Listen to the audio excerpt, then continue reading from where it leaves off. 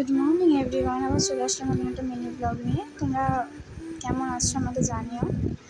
আর আমি আগের দিনের কমেন্ট পড়েছি, যারা আমার কবিতা শুনতে চায় তাদের জন্য আমি একটা নতুন কবিতার মানে ভিডিও নিয়ে আসবো।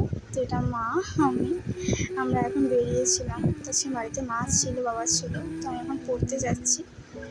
সকালবেলা খাওয়া দাওয়া হয়ে গেছে, তো এখন দেখো রাস্তায় হাঁটছি। এটা আমার পড়ার যেতে যাওয়ার রাস্তা।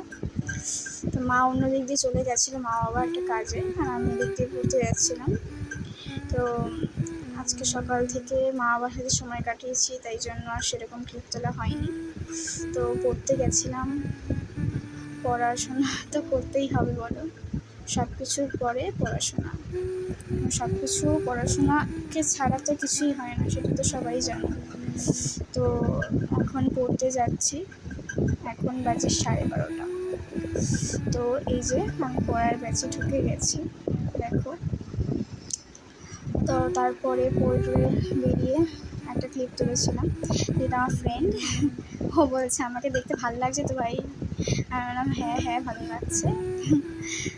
তো বলছে এই সমস্ত এগুলো কথাগুলো আবার আসবে না? তো বললাম না না আসবে না, ভয়েস ওভার দিয়ে দেবো তাই জন্য। তো বলছে আমাকে ভালো লাগছে, তো বারবার করে চুল ঠিক করছিল। তো দেখো নেমে গেছি বাড়ির সামনে রাস্তাতে। তো রোদ প্রচণ্ড, দেখতে পাচ্ছ মুখের অবস্থাটা। তো এত রোদের মধ্যেও আমার স্টাইল করা বন্ধ নেই, আমি একটু স্টাইল করেই যাই। তো রোদের মধ্যে দেখো বাড়ির সামনে রাস্তাটা কত রোদ্দুর, বাপরে বাপ, প্রচণ্ড রোদ ছিল। তখন বাজে 3:30 কি 4:45। আমি এখন বাড়ি ফিরছি। তো বাড়িতে গিয়ে খাওয়া দাওয়া করে দেখো জামা কাপড় নিয়ে বসে পড়েছি, গুছিয়েও ফেলেছি। তো এই যে বিকেলবেলা একটু বেরিয়েছিলাম মা বাবার সাথে পিসির বাড়ি।